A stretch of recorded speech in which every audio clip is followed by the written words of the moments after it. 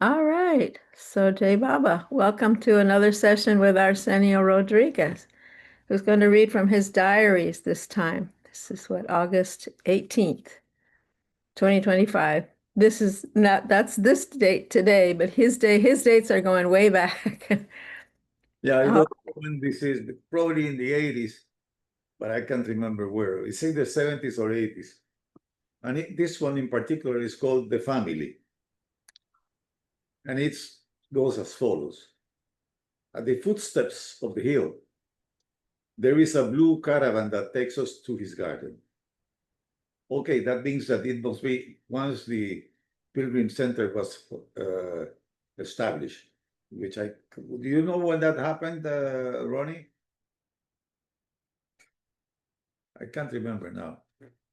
I think it was in the 80s, but I can't remember now. Anyhow, let me start again. At the footsteps of the hill, there's a blue caravan that takes us to his garden. We go across millennia in one present, century years old customs parade before our eyes, springing up like mirages from the dusty roads. As we approach our destination, a magic topography of times immemorial signals our imminent arrival. The caravan whistles like a ship coming to port and stops. We come down to the heights, where joyful awakened hearts are already dancing. They are all in their posts, timeless men and women, their arms open in welcome, their eyes filled with his compassion, roses in their smiles, the family. Waiting in line, we look forward to losing ourselves in their arms, in the sweetness of the echo of his embrace. Our worldly armors melt into nothing. Our studied poses transmute into childhood's innocence. Leisurely, like Sundays at home, we move around rooms and corners, spread out like fairy tale labyrinths in an atmosphere of Christmas mornings. Our thoughts become thin like mountain rain, and we dream of the sea again, which was forgotten in our daily sailing, and we search for a spot to cast our soul's anchor for a moment or two. Some of us sit on the floor of the main stable, a floor carpeted by a fine tapestry made up of petals fallen from the most sublime stories. Intimately, we tell each other our love stories amongst laughter and light tears. The main storyteller, brother by nature, steady and tenderly leads the strings of words pronounced in the hall of silence, words endowed with authentic emotion and humor. His long years of surrender to love I reflected in the tone of his voice as he sighs. Time and again it resounds, the voice that once spoke for the silence. And he takes us by the hand to hidden corners of being where our feelings reside, to enchanted forests, to castles in the heavens, to worlds illuminated by the magic of childhood. Simultaneously, on the other shore of this sea garden, we hear choirs, musical instruments, and bird songs in a symphony of joy, in a porch of maternal tenderness and family intimacy, where the same stories are being told in flower and music. An ecstasy porch, where we discover the majesty of simplicity and wonder at the minute details of life's romance. A porch of woman's fragrance, threshold of the intimacy of a tea of presence, and a room in rose. God's home. A pink room with windows looking to ancient fields that extend from the horizon into the hearts of those who sit there in ordinary chairs to contemplate petaled walls and the flower bed where love slept. Fisherman's sandals, portraits of the beloved and his beloved, flowers, flowers everywhere, alongside of old pieces of furniture, now monuments impregnated with an unknown radiance, before simple chests of drawers to keep clothes or the love letters of desperate lovers. A rose room where the silence of the sea speaks, where all can find rest. Outside, a garden where beetles await their death to become precious jewels at his feet. Little white flowers were caressed by him, and dust grains and pebbles felt his footfall. Once there was a drop of dew that stole all light, and with its scream of brightness attracted the attention of the sun outside in the garden of that holy land. On the other side of the stable, there is a veranda of wedding and baptism where children play and recreate, park benches and simple rooms inhabited by war heroes of the most intense battles ever fought on earth. Amazingly, sometimes they invite us to their war rooms to talk about our own battles. As the day is done, laughter and singing heightens at the porch of tenderness, while in the stable, stories of the soul continue to be told. Outside in the veranda, boys and girls talk with warriors and galactic women, all disguised with gray hair and old age. They tell them about their games of yesterday or those planned for tomorrow, or ask them questions about love. Others are still lost in the pink ecstasy of the master's bedroom until it's time to go. Then, before our return journey, in the blue caravan that links hill and garden, we again stand in line for a farewell embrace, a farewell embrace that leaves us breathless, enlivened by a tenderness beyond imagination, an intimacy so intimate that we realize the bareness of our daily contacts. Those real men and women take us to the blue caravan and send us off to the path with their caresses and goodbyes, echoing the caresses of their battles and the embraces of the ancient beloved, that is their love of loves, from garden to hill, from the oasis of Meherasad to the hill of Meherabad. Gifts of love, well hidden life surprises.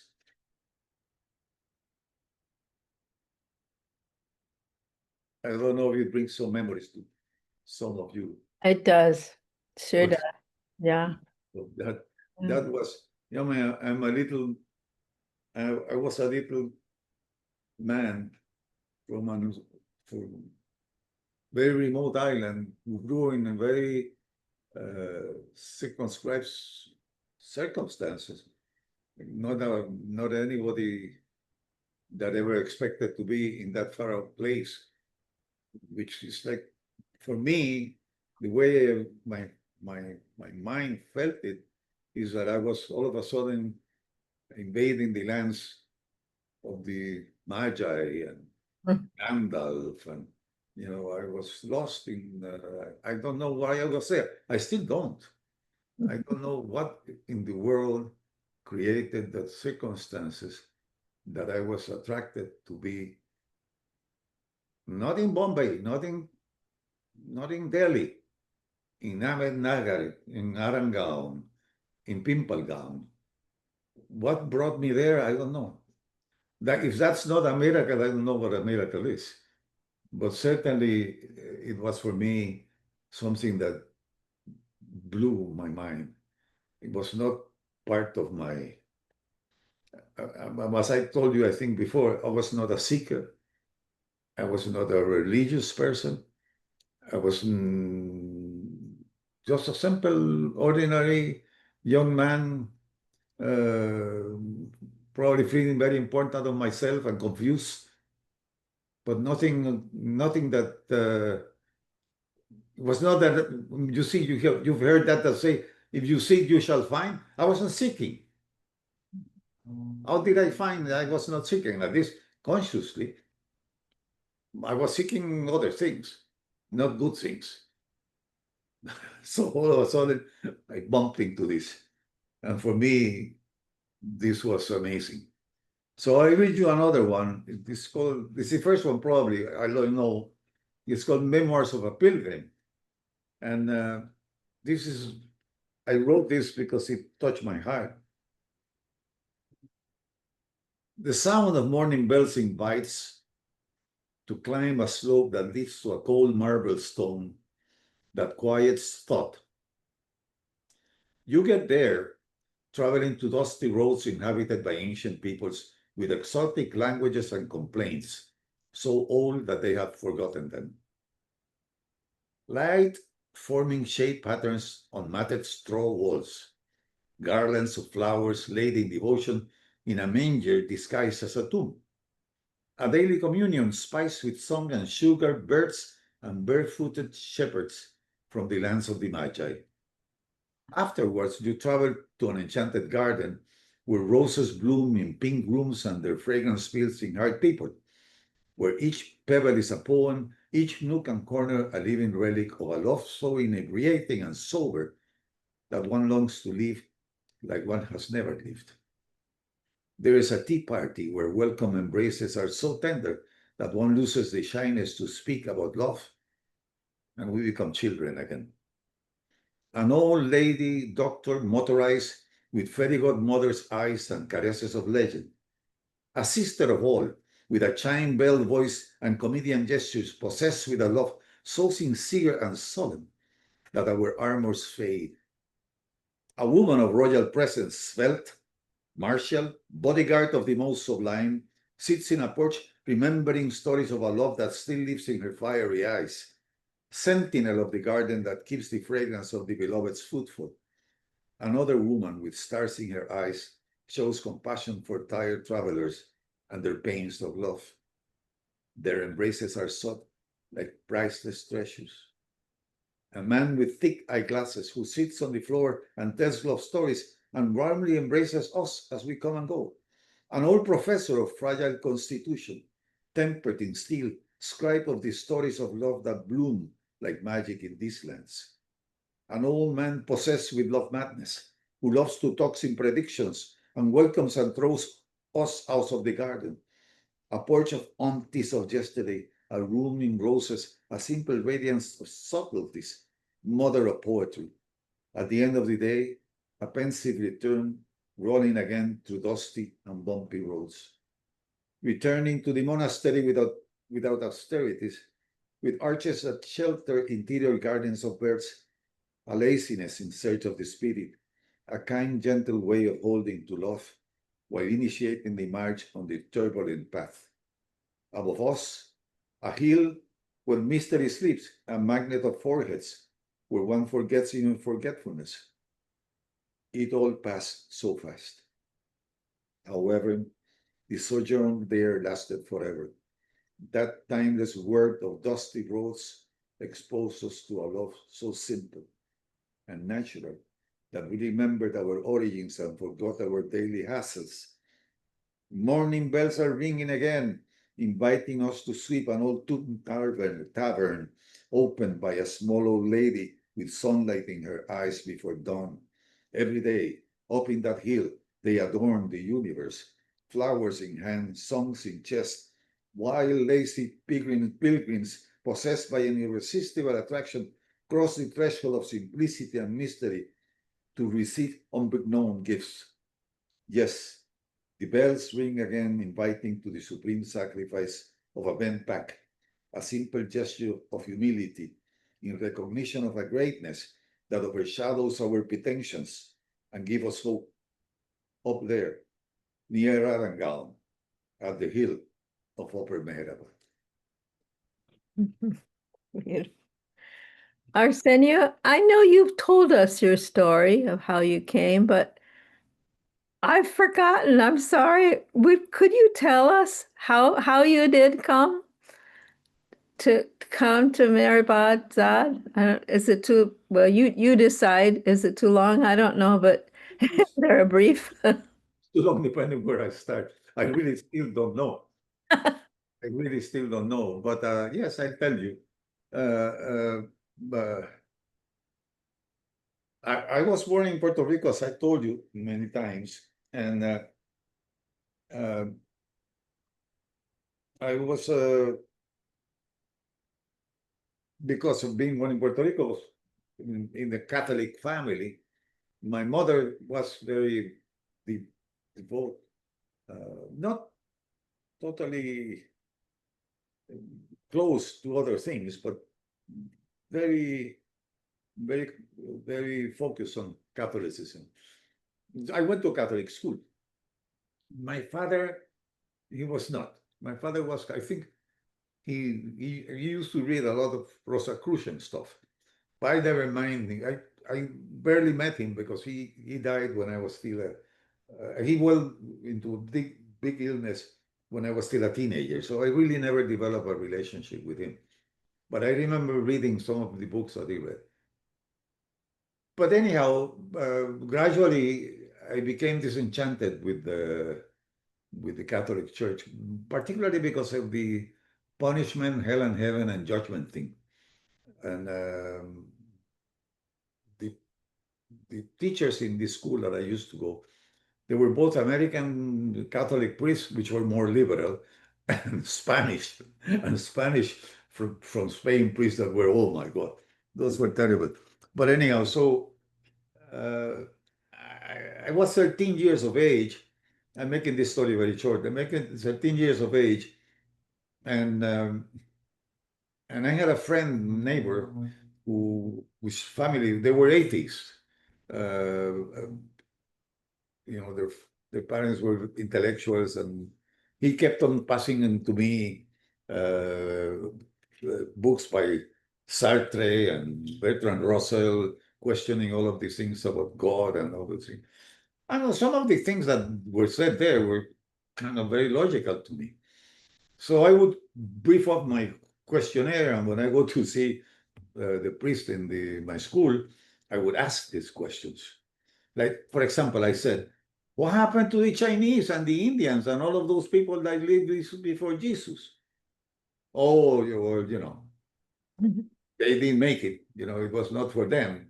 Many good ones went to some place called Limbo, which for me was worse than hell because don't even have heat there. It was like a place weird like that. Anyhow, so I decided to stop believing in these things.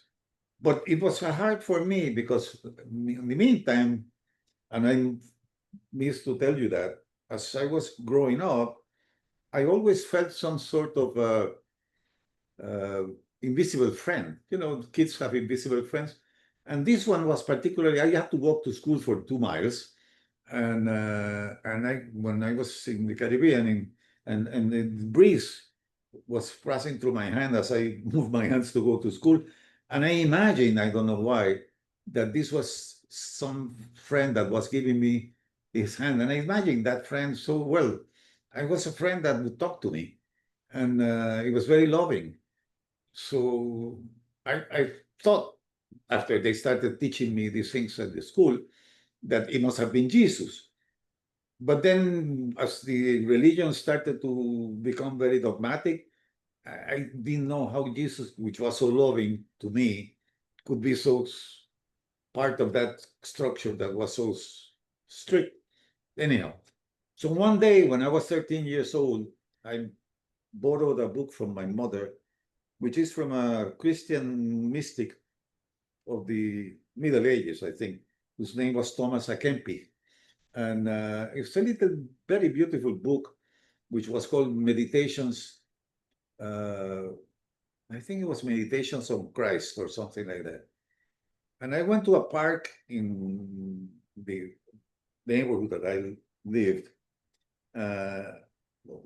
with my mother because my father was already bedridden and my mother was working. And I disappeared until 4 o'clock in the morning. And I went to the park with this book, and I was praying to God to give me a sign. I wanted a sign, you know, like a little angel with a trumpet, a bush on fire, the things that I read that had happened when I was in school. But after, I don't know, 6 or 7 hours of doing that and reading these meditations and praying, and nothing happened. So I thought, I'm just a kid. I thought myself, I'm directly because I said, I don't want to talk to these bureaucrats at the school because they are just bureaucrats. I want to talk to the boss. The boss is God. So I'm going to directly ask him for a sign. And I did, but he didn't reply. So I said, okay, so it's all like Santa Claus. I said, this is just like Santa Claus. This is just a myth. So I told my friend the next day, early in the morning, I said, there's no thing that God. And that's day I became agnostic or atheist at 13 years of age. And I became like that.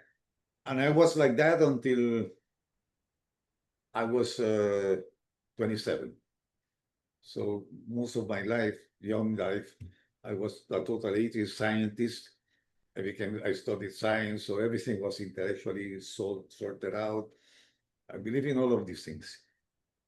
I did have, and I hope this is not being taken for my record, but I did have one day, uh, I was already older to become a hippie, particularly in my Puerto Rican youth.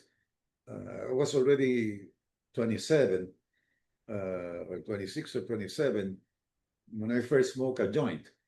And I it relaxed me a little bit. But that's all. But one day I was now studying in Miami. That's where I met Ronnie.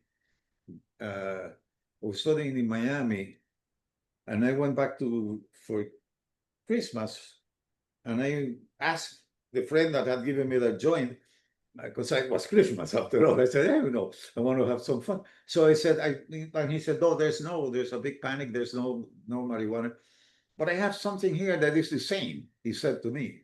I was ignorant. I was not a hippie, as I told you. I was studying for my PhD in Miami. I was a serious guy. So, so he said, I this is little pill here, you take it. What pill is that? He said to me. It's called mescaline. It's the same as marijuana. He said, this is take half of it, give it to your wife, and the other half you take. So I took it. I mean, and I went with my wife near the ocean in San Juan, and we sat and we drank. She drank half, I drank half, and we were sitting there. And of course, contrary to smoking a joint, in which you immediately feel the hit.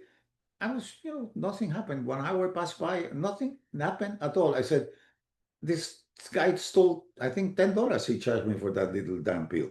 So, so we decided to go to the beach and went to the beach, and I was sitting there by the beach with my wife, not my present wife, my previous wife died, uh, and uh, and all of a sudden we're sitting by the shore, watching the waves. All of a sudden I look at my feet and I realize, no, don't ask me how because I still don't know that the ocean was alive. It was alive, and I and then I looked at my wife to because I don't know, and she was enveloped in light, and and she said to me, when she said to me, I heard a voice, "Who are we?" And I said, "I don't know." But I mean, she said, "We are spirits." And this started. I cannot remember all details, but one thing I do remember clearly is that I started walking. I was wearing one of those things that at that time was fashionable. What we call them JCs. They were called JCs. You know what the word? The sandals, in which you just put your big toe there. I mean, they're called JCs. And I was walking this Spanish fortress where we were by the beach in Old San Juan.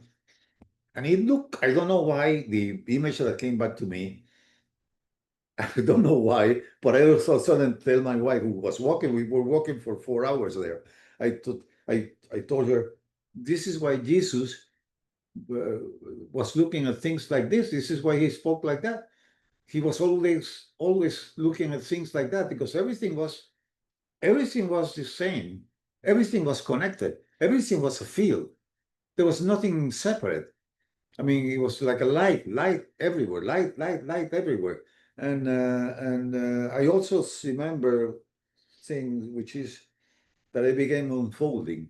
I remember telling my wife, we have been walking for such a long time. And I saw the evolution. Of course, I had studied biology, so I saw evolution. I saw myself unfolding, walking in 4 feet, unfolding, becoming a Neanderthal, unfolding and walking and walking and walking and walking. And I was incredible. It was an incredible situation. Next day, I went to this friend that gave me this pill, and I said, "Look what happened to me." And he said, "Oh, you had a bad trip." I mean, I'm so sorry because we take this and we go to the discotheques and we dance and have parties. I don't know what happened to you.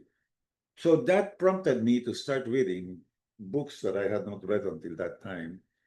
I remember the first book I read was This Is It by Alan Watts.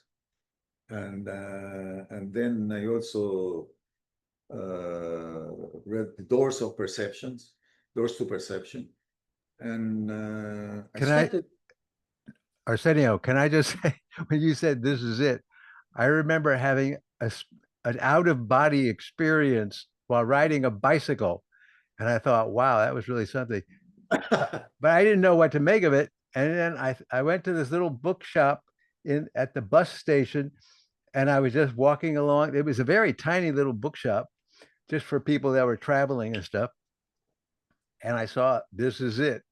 And I grabbed that, and it talked about having those kinds of Yeah, experiences. yeah, yeah, Yeah, yeah, yeah. yeah. Bob, I So, like that book, I think. so I read these books, but now I was in a situation because it questioned my intellectual, scientific, materialist understanding of the world. But of course, the mescaline thing was gone, so I was now not feeling anything. It was like a not this, not that. I was in a situation. I was in a situation. So I became very depressed. And I was living in a little neighborhood in Coconut Grove, were students.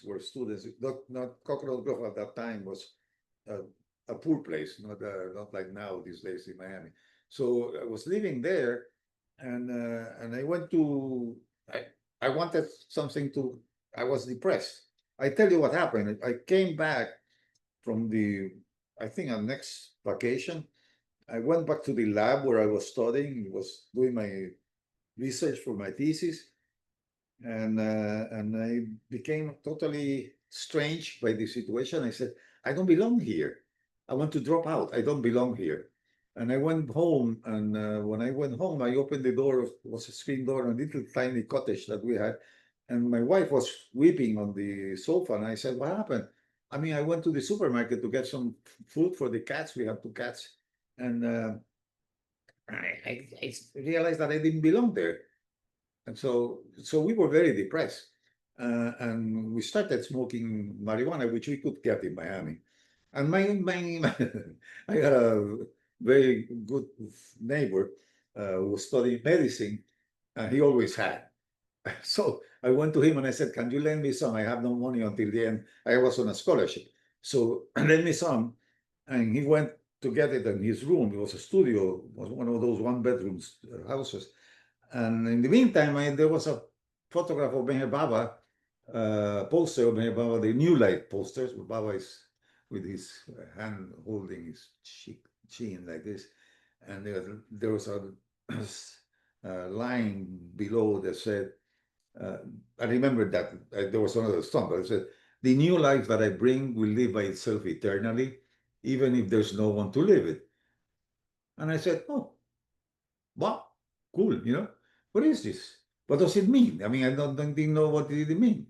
So, but I was intrigued by the face and by the line. So I went back home. I stopped. I was going to drop out. I'm serious. I stopped going to school. We stayed, me and my wife, Conchis, started smoking from day to night, but smoking pot and feeling happy. And then of course, it finished, and I still had not got my check to buy some. So I went back to Rich was his name, and I said, "Rich, I need some more. I mean, you said one more week." So I said, "Sure, sure." So he went to his room to get, and I went to look at the poster. The poster was not there anymore. He had a Che Guevara poster. I said, "Rich, what happened to the poster that you got here?" "Oh, I didn't like it. It didn't match my decor." "I didn't match my decor." I said, "Yeah, well, the other one was gray and whatever, and this one is red and and black, so it is better for the decor." I said, "Oh, okay. Why?" "No, because that guy," I said to him, sounded very interesting, intriguing to me. I've never heard anything like what he said. So he said, "Well, if you want to, I gave away or threw away the poster," he said. but I have still some paper that they gave me where I bought it. And I said, sure, give it to me. So he gave me the marijuana and the poster. It was a print page, one letter size page with a printed in like in a pink color and a big photograph of the ancient one of Baba there. So I sat on we had a little picnic table inside the house. We were at that time not hippies, but modern. And I sat down there and I was rolling my joint as I was looking at the little printout. And it said, I am the ancient one. I thought the eyes were on my eyes, I couldn't take it there. I don't forget that. It says, I am the ancient one. Uh-huh. I am this one, I am that one. And then he said, do not try to understand me. My death is unfathomable. I never forget that because that's what he said. But just love me. But if you cannot love me, don't worry. I will be loving you always. So I said, who is this guy? I mean, I was shocked. The eyes and the statement. I stopped. It was 6 o'clock. Conchi, my wife, was cooking. We had a small girl of 3 years old at that time. And I said to her, we have to stop. We have to go and meet this guy. What do you mean we meet this guy? Well, this is guy, this is a special guy. And I went to Rich. I said, where did you get this thing? And he said, it's a bookstore in North Miami. And we were in Coconut Grove. It was rush hour. And so I said, my wife, let's go there. And we said, we go there. But how can we wait till tomorrow? No, he said to her, what did this guy go? This is an opportunity. We have to go now. So we were fighting all the way to North Miami to where the bookstore was. All the way she was nagging and fighting with me. And we went there inside at this beautiful bookstore. There was a woman called Betty Ryan, who I think Ronnie remembers. She was sitting on the floor on this carpeted thing. And Betty looked at me and my wife and she said, hi, she said, where's your head at? So those were the times. I said, well, I just came this guy and I want to come. Yeah, but who do you think he is? And I remember I said, I don't know. That's why I come to buy some books I could find. He's a special guy. I don't know who he is. But my wife, who never read a book by the way of power, never ever, my wife, Bonji, she said to her, I think he's God, but I don't want anything to do with God at this moment of my life. So that's what she said. So I got all of the books. We went back. And this time, the funny thing is that when we were back, we were laughing all the way. I don't know why. So I decided to stop going to school. And I read the discourses, God Speaks, and This is Humanity. 2 weeks that I missed reading that. By this time, I put the little frame with the ancient one picture, and I thought I was St. Francis of Assisi or something like that. I thought that I was going to get it there. Of course, I was still smoking marijuana because don't worry, Baba said that not to smoke marijuana, at least in those books. That was not mentioned. So in my scientific mind, came into the picture and it said, well, he's either telling the truth or he's a crazy guy or he's a charlatan. Because this is it. There's no other option. He's a charlatan telling the truth or he's crazy. When I finished reading his books, all of the questions as I asked my priest in the Catholic Church were answered completely. There was nothing that was not answered. So I said, well, crazy he is not. This is very logical. What he's saying here is very nice. So I said, well, but he wants attention. He wants attention. People want attention. Like politicians want attention. He wants attention. So he's a charlatan. Or he's telling the truth. So the only way I can find that out is meeting him. So I called Betty. And I said, hello, this is Betty. Where can I meet this guy? Well, she said to me, he dropped his body last year. What do you mean he dropped it? I've never heard that expression before, dropping the body. I said, what do you mean dropping the body? What is that? And then she told me that he had died in 1969. This is now 1970, more or less, it's 1 year. And I said, wow. So I hung the phone and I felt again, like with my little affair with Jesus in Catholic school. Why is it that these people have to be always out of my reach? I cannot meet them. I only read what they said, and I think like this guy I like, but it's not all to be seen. Then I decided maybe there's somebody that they met him because I realized a reason.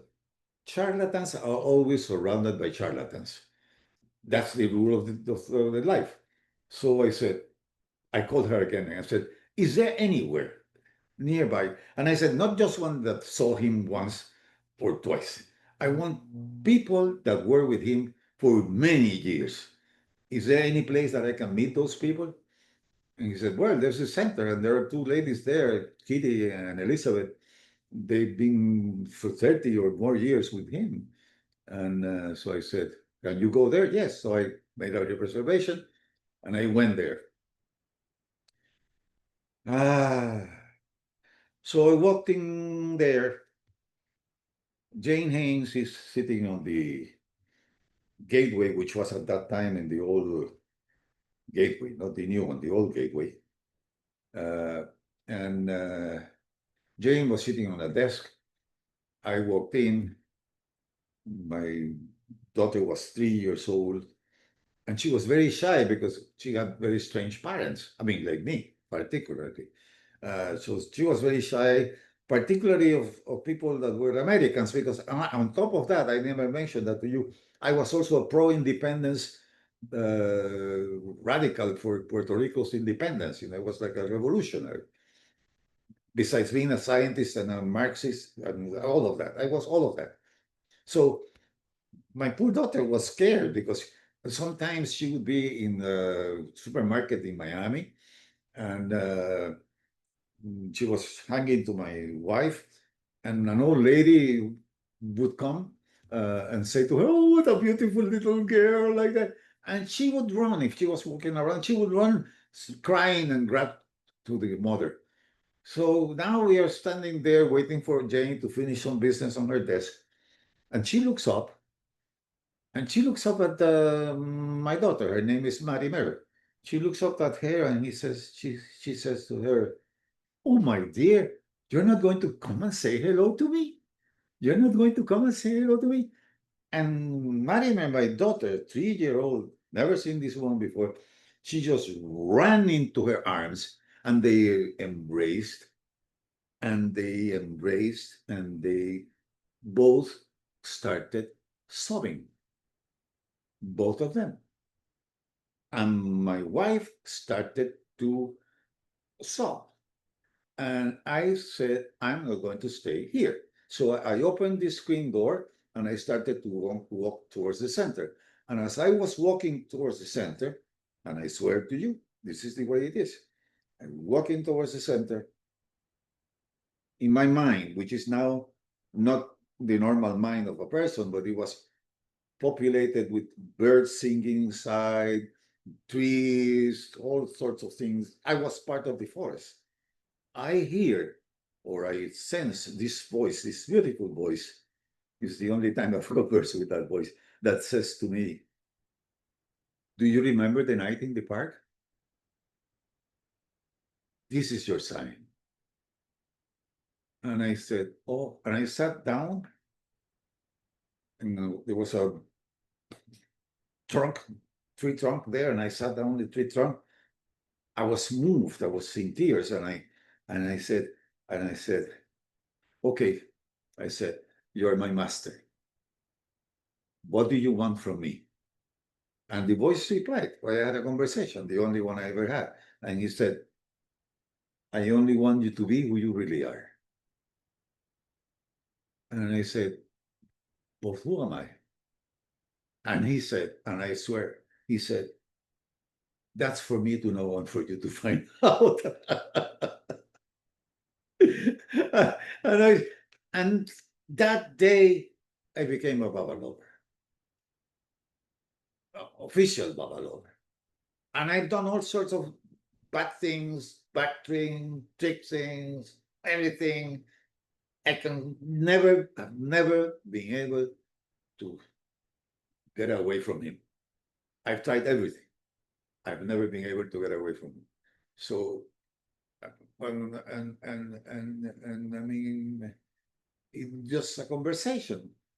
It's a conversation with a being that is inside me. I mean, I don't even, I don't know. I know I'm talking to you people, and you are all uh, uh, uh, touched in different ways. And I meet them at the center, and I met them in India. But whatever happened was so personal that I cannot, is non-transferable. Whatever happened inside of me was just that being, whatever it is, whatever name you give to it, whatever name we give to him. I don't know what it is. I just don't know, and I'm totally ignorant. I don't know these things. I've not made a religion out of that, but it's a personal relationship that I cannot separate because it's more real to me than anybody else that I have met. Mother, wife, children included. I've never met anybody like that who speaks to me. Do you realize it took 14 years? 14 years for him to answer the prayer that I made in that park when I was a kid. 14 years. Boy, because I never had at that time when I was 13 years old, I didn't have the capacity to understand the message that he gave me. Your sign is love. But I had 13 years, I still couldn't understand that. Now I had a wife and a kid. I saw my kid with touch. I saw these people, total stranger, Jane Haynes. My God, she was so different from my context. I mean, how did it happen? I tell you, it is a story that, of course, grew on. Then it's all of this thing about meeting the Mandali, meeting all of you, meeting people. But that story, the personal part, I just cannot still understand. I don't understand. I'm going to tell you one more little thing just to qualify that. Because I said something that was not true. I had another conversation with my Bible. It was a dream, but somebody told me once, and I don't know if it is true or not, that you cannot dream with my Baba because he's not dreamable. But if you see him in your dreams, he is there. So anyhow, this is people mind. This is mine. But anyhow, I'm now living in Trinidad and Tobago. I find see life takes around. I have a job in Trinidad and Tobago. I'm working with the United Nations. I'm very frustrated. I'm married, Julie, my wife, second wife. I have a kid. I'm traveling like mad. I'm mad at my life. I don't like what I am doing. I am isolated there in Trinidad and Tobago, and my wife sits with me. She's very sweet, and she says to me, "You're not the man I married." She says to me one day in the porch, and I said, "Why don't you?" She said to me, "Why don't you go to India?" Because we have been to India together by that time. And I said, "I don't want to go to India. I'm traveling 65% of my time. I'm 65% of my life in airplanes and airports and places. How can I go to India? It's if I don't want to. I mean, Baba already, this picture was in my home, but I was not looking at them. I mean, it was just like I could have turned them upside down. It didn't have any feeling. So she said that to me. And that night, very funny, because she said, "You go to India?" No, and I said, "No, I'm not going to India." And I was angry. But that night, I had this dream. This is a dream. I was now in my bed, and the bed in that room led to the door where the bathroom was. And I'm in the dream, lying in bed, and I'm looking at the door of the bathroom, And there is this figure, this man, with his back towards me, leaning towards one of the sides of the door. But there's something familiar about him. And then he looks, turns around, and it's Baba. It's Baba. It's a young Baba. It's long hair Baba. It's Baba. And he looks at me and he goes like that. I hear him, although I don't know if he's speaking or not, but I hear him, his hands are like that. And he says, Arsenio, long time no see. Long time no see. And then I said to him, honestly, forgive me, please, I'm not going to mention the words, but I said very dirty words at him. I said, you mother, whatever, you we have been asking for you. It's the same thing. I asked for you and I this and that. And all the time I was insulting him, he was turning pink with laughter. He was laughing. He was going like that, laughing. And after I finished, he looked at me with, oh my God, I cannot tell you how he looked at me. He looked at me with so much tenderness, and he pointed at his heart and he said, Arsenio, don't worry. You will feel me soon. And I, I woke up. I didn't know. I was kind of strange. Went to the office, which was in downtown, and I walk into my desk, and there's again, fax. No, that was not even a fax on top of my desk saying required. You have to go in Geneva in 2 days for a meeting of 3 days, and I had to go to Geneva. So I come back all frustrated and tell Julie, my wife, I have to go to Geneva. Now I have to go to Geneva for 3 days. It's at the end of the world.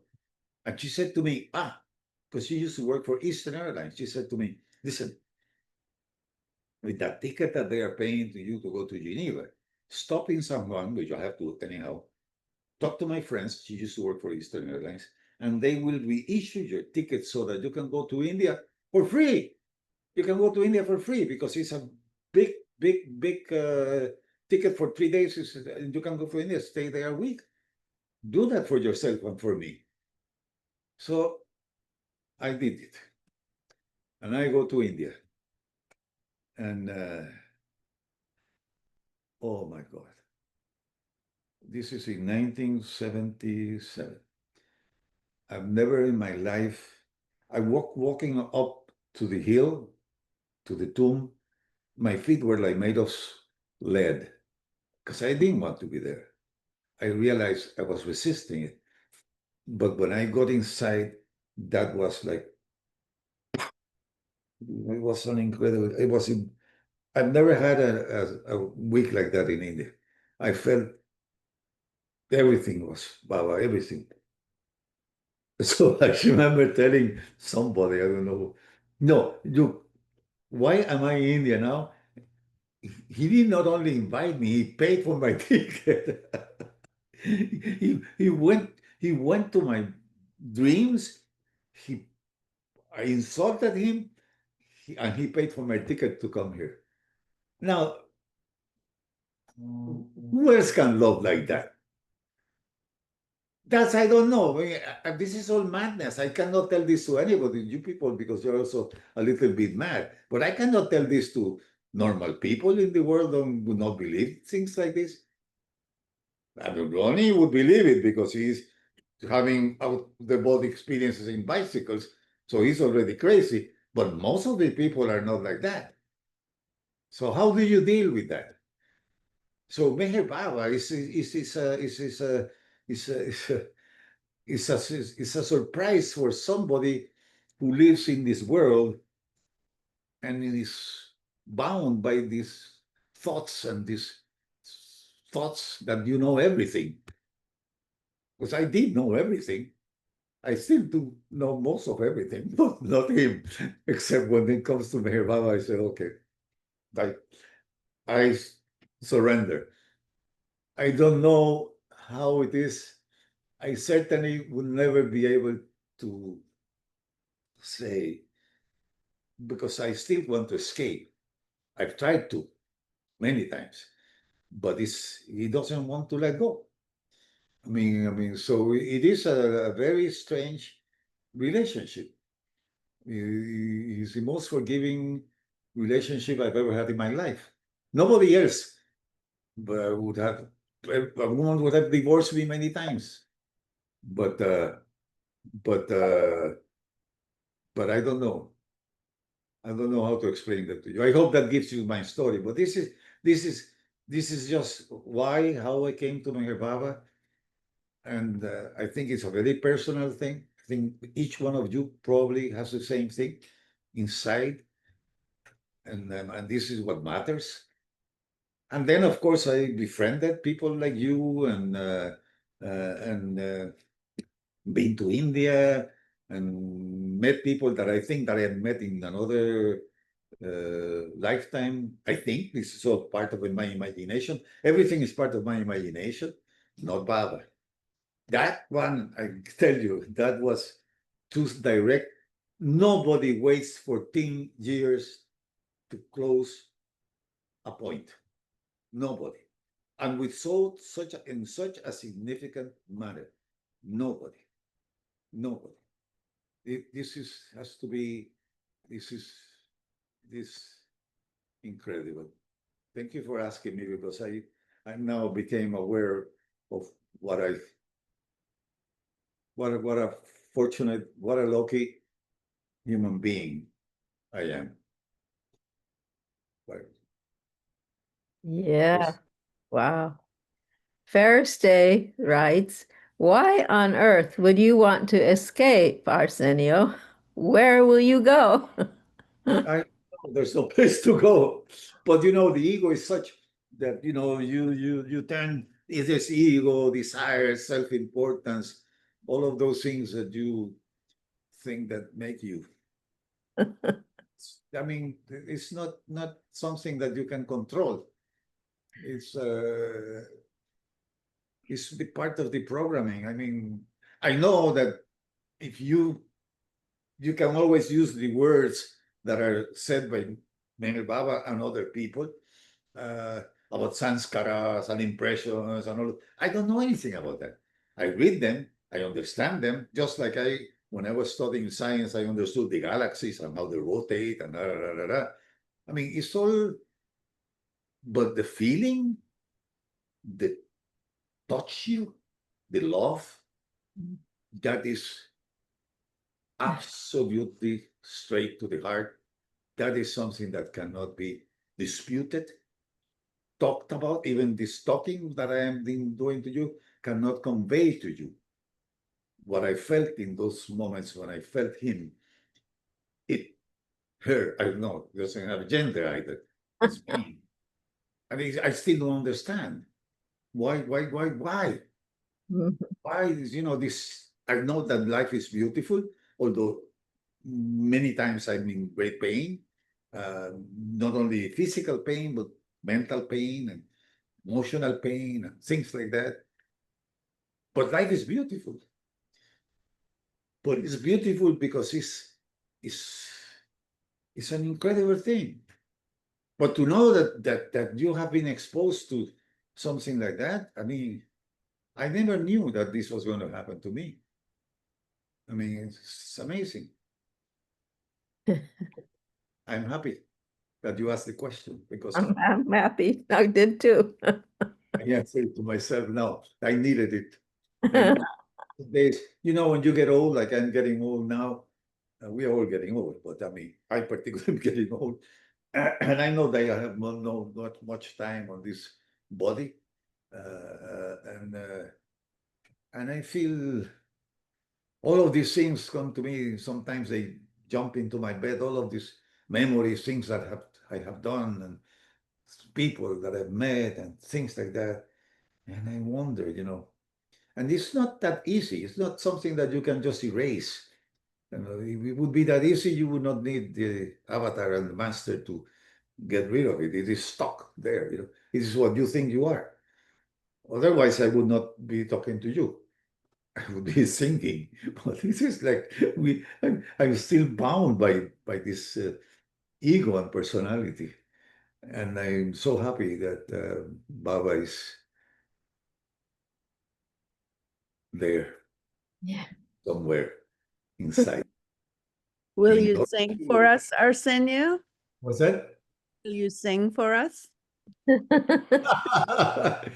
I would, if I would. But I tell you,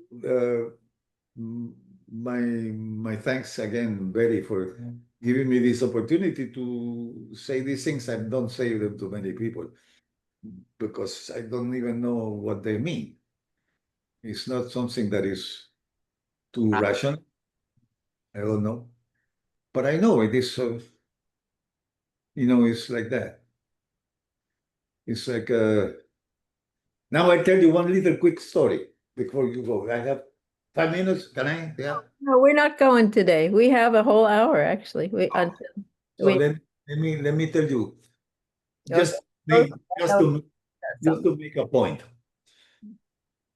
One day, 1975, I just had a divorce from my first wife, Conchi.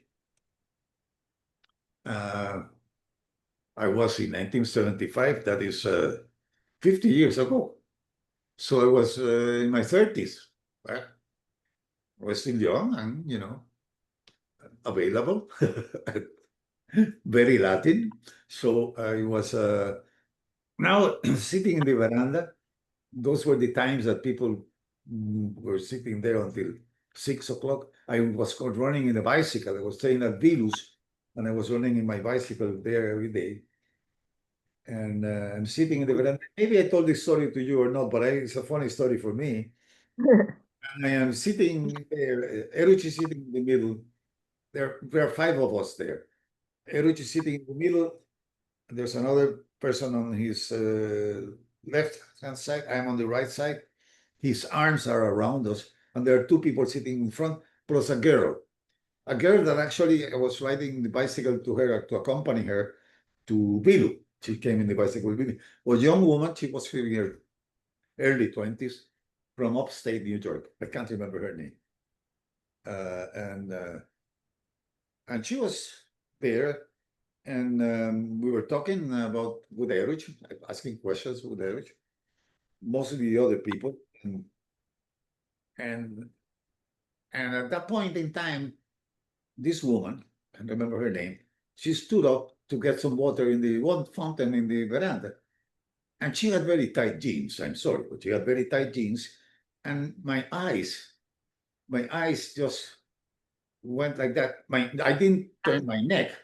I turned my eyes, only my eyes. And at that moment that she went to get the water, one person told Erich, the problem is this gross body. This is why we have the problem, the spirit is the body. And Erich said, no, I must tell you, it's not the gross body, it's a blessing. Erich told him. And his arms are still around me. And then by this time now, this woman is coming back with the water. And she says, for example, Arsenio just desired this woman. I can't remember her name. She just desired this woman. But he has a gross body. So he needs to ask her for tea, dinner, and have conversations, go through the whole process, and she can say no. I mean, it's because of the gross body. But there are these people, this is the only time I've ever heard, there are these people in the Himalayas which are meditating, and they are in their, they can project their astral, and they can possess any person that they desire. They can possess, the person doesn't know what's happening. And so he looked at the guy again and said, this is why I'm telling you that the gross body is a blessing. He tells me that. Now, I am going to go in the bicycle with this young woman to Vilu. So now I don't even know how to look at her because she's, but not only that, look at this, I tell you, this is incredible. Now I am leaving Dara, I'm staying at Vilus, and I'm staying in one of those cabins outside at Vilus, and Dara comes, knocks on my door, and says, Arsenio, we need you to do us a favor. I said, what, are you leaving in train to Bombay tomorrow? I said, yes, at night. Yes, yes. Well, this young woman, she has to go, but she's alone and she's only 21 years old, and we don't want her to travel alone. It's not safe. So what we plan to do if she could travel with you. I said, sure. So they took me, Dara and a friend of his, took me to the train station, and they secured at that time there was the trains would change in Dawn, I think was the place. And she put us in a lock and she said, you lock this from inside and don't open to anybody. This is reserved for both of you. Now I am in this wagon for 16 hours with this woman that I was looking when she went to get water. I traveled with her from Ahmednagar to Bombay and then boarded a plane from Bombay to New York. She's sitting by my side. And you know, how can I explain to you the the had Derek not said that, God knows what would have happened. In my mind, I was a young man with all of these vibrations in my mind and my body. But Erich right there buzzed me and says, "Bara." And then it so happened I didn't know. He didn't know. Well, nobody knows what is known or not. It's coincidentally, this woman is going to be in the same train compartment under lock. And I'm taking care of her. Jai Meher Baba.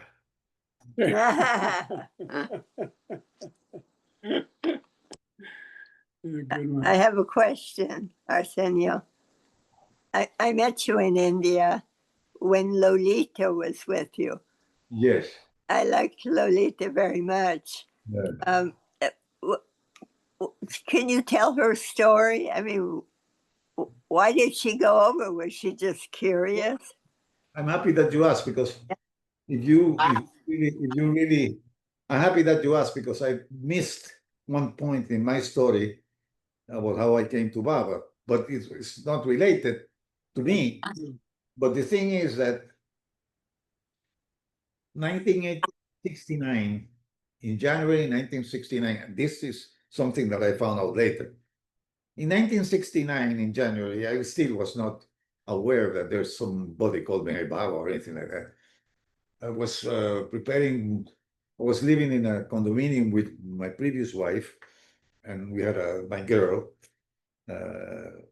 She was two years old at that time. And my mother, who was working as a social worker, she came in public transportation and stayed there so to see her granddaughter and see me, and then I was going to take her home. But my then brother-in-law, who's also died, he said, "I'll take you." So we talked to her, and as we were going in the car, and my mother's relationship with her child loved her, but she was a very religious Catholic or God believer, I don't know what. And her mind was always, thinking about dreams and things like that. And then she said to me in the car, we were going, she said, "Last night I had a dream and I cannot understand it." She had never left Puerto Rico at that time. And she said, "I had a dream and I was in some Oriental country. And there was a man there whose skin was dark, but he was not an African American, but his skin was very dark. And he was guiding us in a green motorcycle. And he took us to this place where there's a huge procession, all of humanity was there. But in front of that procession was this woman, which was very beautiful. And when she saw me in the dream, she put her hands like that, and with her eyes, she looked onto the sky. And and asking me to look, motioning me to look. And when I looked into the sky, there was this man in a white winged horse, long hair, with a sword in his hand, climbing the clouds. And she said to me, "What do you think about this dream?" And I said, cynically, I said to her, "Oh, it's a biblical dream. Definitely, it's a biblical dream." So my mother was there in 1969 in January. Now it is December 1974. In 1970, probably in January or February, I found out about the story that I told you about. By 1974, finally, I get some money to get to India. So I get some money and a little bit more money. Look at the beautiful cats. Beautiful money, got some money. And I invited my mother. Said, "You want to go to India with me?" I had told her about my Baba, and she was happy because she said, "Hey, it's not Jesus, but at least it's somebody," because before he was believing in nothing. So she was happy about that. So she went to India with me. And we were in India, and we were 7 from Puerto Rico going to India at that time. And I was in a taxi with my ex-brother-in-law and my mother and the other 3 or 4 people in another taxi. And all of a sudden, we had arranged for somebody to meet us, to guide us to how to get to Ahmednagar. This was those days. So, and we were traveling with old people. My mother was 67. So I heard this man shouting, "Jai Baba, Jai Baba," in a roundabout. And my mother, she touches my, this is 5 years after. She says, "This is the man in my dream." I said, "What dream?" But my brother-in-law remembered. "This is the man that was guiding in the dream." And it was Jaldas, and he was on his green Lambretta that he had at those times. So he took us to the YMCA, whatever we were staying. I don't know where we were staying. And then he guided us, put us on a taxi, whatever. And we finally got to India. And finally we get to Merasad. And there were 7 people from Puerto Rico. Puerto Ricans have never been there. So the Mandali, these people, so beautiful. They did some research, and they found out that Puerto Ricans didn't like tea, that they like coffee. I mean, so for the tea time, they got some Nescafe in town, and they had coffee for us. But I mean, but when we got there, Manny told me immediately, when we landing there from the car, Manny went to me and said, "Mera wants to meet your mother." So I walked around, and as we are walking around towards Mera's porch, Mera was sitting down. She stands up, and she looks at my mother, and she goes like that, "Chai Baba," like that. And then she comes down the porch steps, receives my mother at the end of the porch and in the steps, embraces her, and tells her, "He's the Christ, He doesn't have to come in any religion." And she takes her with her, and she goes into the living room of the house. And there is a painting, which I don't know if it's still there. There was a painting there of Baba in a white winged horse climbing the uh, sky to some white clouds. My mother saw that. And my mother was there 2 weeks. And the last day, we went to the tomb, the man Samadhi, because we were leaving at 7 o'clock in the morning for the arti. At that time, there was no electricity. So we were coming down. I had one of those gas lamps with me. She was scared of cobras. She read that there were cobras in India. And she was holding close to me. And as we were coming down, she said to me, my son, in my heart, I know he's the same one. But in my mind, I cannot reconcile it. And I said to her, "Don't worry." And I told her the story of that famous story about the daughter of some Anglican minister in London that said to Baba something like that, "I feel your love, but I am the daughter of the minister of Anglican minister." And Baba said, "You love Christ. You don't have to love me. Everything goes to the same. I'm the same person. Love Christ." I told that to her. She was happy.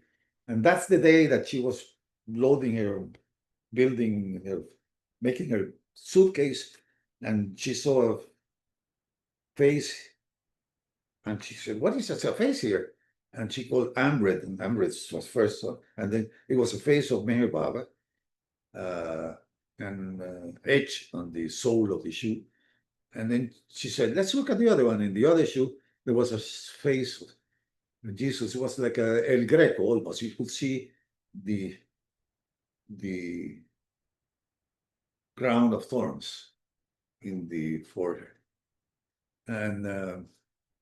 And she said, which is amazing, my mother, she said, it's not surprising because she had seen the face in the tree, Mera had shown her, and the face in the hair in Baba's room, the Mera had showed her. So faces and things was not surprising, but she said it's amazing how he answered my worry immediately. In one foot I am Jesus, in the other one I am Baba.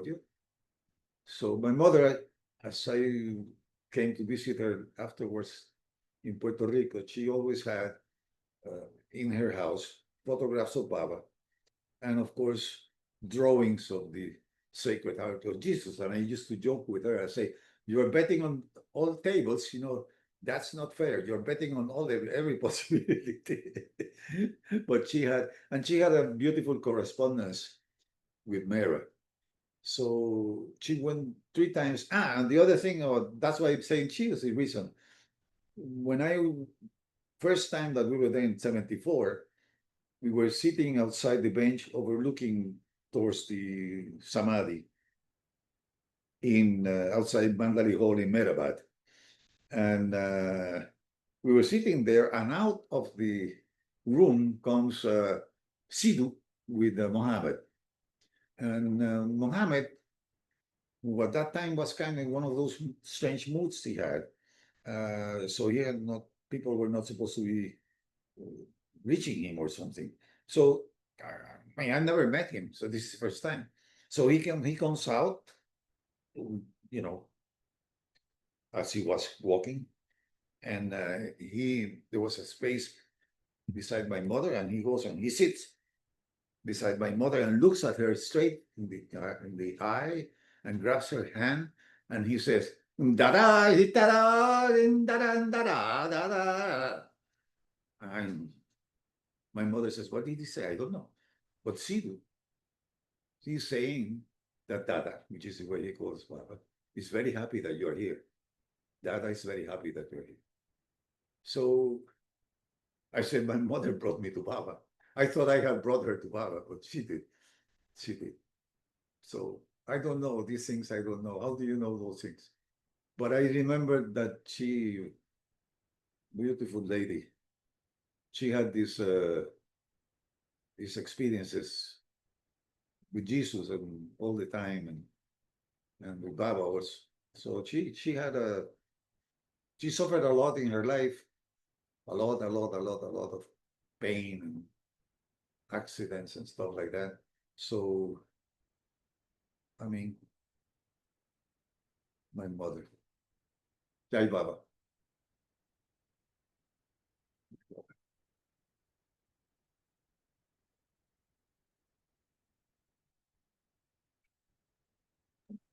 Wonderful. Thanks, Rosalie, for asking that question. Wow.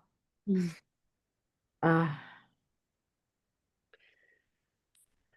Thank you. It was very beautiful talk. And I just really enjoy your passionate expressions. My what? Passionate expressions, speech comes out in your writing, your poetry, and your stories. And it's something, an element I really miss in my own culture too. You know, we're very passionate and expressive, and society and life tries to, you know, especially the Western, just tame it down. So we have to behave. Yeah. But Baba wants us to be natural. So thank you for that. Arsenio, you were taken with Baba's waiting 13 years to give you the punchline, right? Uh, and but I've found from my own experience and also hearing other people's stories that even though it probably is his way of doing things that maybe no other master does, he does it often. That's not an uncommon thing that he waits for us to get the most out of it Yeah, so that we're ready to absorb it as much as he can give us. I agree. And one of the things that actually amazed me the most and which I enjoyed the most, I've never been, probably after my scientific, materialistic, intellectual thing, I've never been too prone to discourses and things. Even after reading Baba's God Speaks and the last chapter, which is only 5 paragraphs, and he says, none of this is really bad for you. You're not supposed to understand, you're supposed to become. So this is just given to you just to pass your time, just like, but I felt it like these are just like bones that you throw to hungry dogs to entertain them while they find something real to eat. But that's not it. The thing is that in the meantime, Baba, what really amazed me is just what Ronnie said. Going to India, going to the center, meeting people like you all, and exchanging stories. That was the height of my pilgrimage because all of those people were incredible. They all were. See, the thing is that, like Ronnie said, each one was captured in such a unique way and such a personal way. See, it's the most personal love that you cannot do that. You cannot imagine that because we are human. We are personal, yes, but we can only be person with one person or two, maybe three. Maybe the Arabic people they can do it with 40. But I'm telling you, it's a complicated thing. But he's doing it with thousands of people, and everybody has such a jewel of a story. Each one is incredible. So you say, what? Why? This is an incredible thing. There's there's no other possibility for me. If you ask me, what is your conviction that Meher Baba is what he says he is this? Is this precisely the stories, the way that he has captured all of these beings that we are in this net in such a sweet, unique way. Such a unique way. Yeah. That's Jonathan there, no? Am I looking at Jonathan? Yeah. Yeah, I can see him. How are you doing, my brother? You got to unmute. I haven't seen you in a long time. I cannot hear you, but I know that you're a good guy.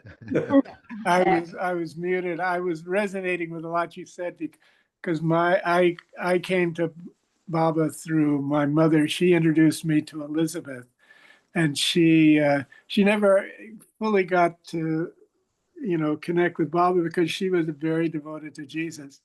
So I was resonating with that, and also the delay because I met through her Elizabeth, and then it was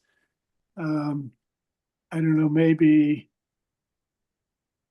let's see, 20 years later, give or take, that Baba actually drew me in at the right time. But I got my working papers from Elizabeth. That's the way I said it. Wow.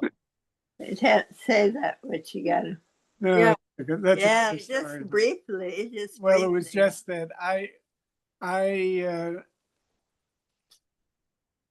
it had to do with an experience of a spiritual organization, the TM organization. And she was talking when I told her that I meditated. She said, "Oh, meditation, there's no love in it."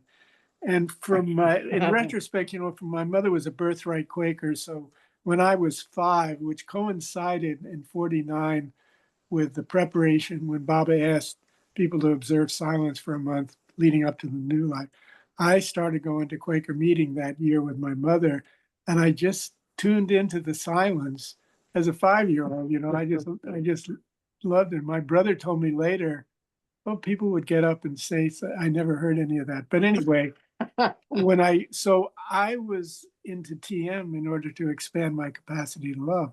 what that is. Transcendental meditation. Yeah.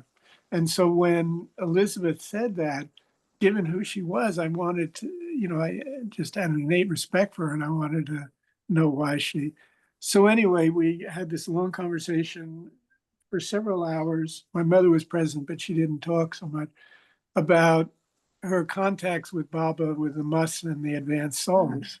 And that was generally the way she would come back. And when I left, I went from then on in my connection with TM, which was for that same period until when I came, Baba drew me in. I said, okay, now where's the love in it? And the takeaway from the whole thing was I realized, as I think I probably mentioned to you in our earlier dealings at the center, but was that organizations are intellectual, conceptual frameworks according to behavioral traits. They have rules, regulation, visions, all the things that are of the mind. The organization doesn't have a heart. Only a person has a heart.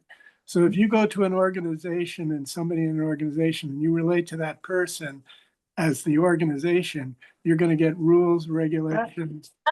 You go and relate to them as a person, you give them the opportunity to respond in a heartfelt way. And I saw that in the TM organization because it was a spiritual organization, but people could have their hearts damaged by the fact that they treated the organization like a heart, and then it let them damage their heart. And so, and when I came to Baba in 56, where he says, my heart, one point, my heart is my center is in the heart of my lover. It's all about experience, and home is the perfect motif for that. It's an organization, but organizations have to do with intellectual or mental compatibility, so to speak. You like this organization, you don't like that. When you're in a family, you're organically connected with everybody, and you just have to relate to that deep connection. And hopefully there's also the love connection, but even if the love connection isn't there, you still have that connection. And that's the way it is with Baba. If you cross the threshold, you're connected. So that was, so anyway, and then the funny thing was when I came and met Jane, because at that time you were interviewed, and she wanted to know about what do you do, and I said, well, I've been teaching meditation at a Ayurveda Health Center, Marish Ayurveda Health Center. Oh, isn't that wonderful? And she was Elizabeth's spiritual sister, Baba said, so I get that response from her.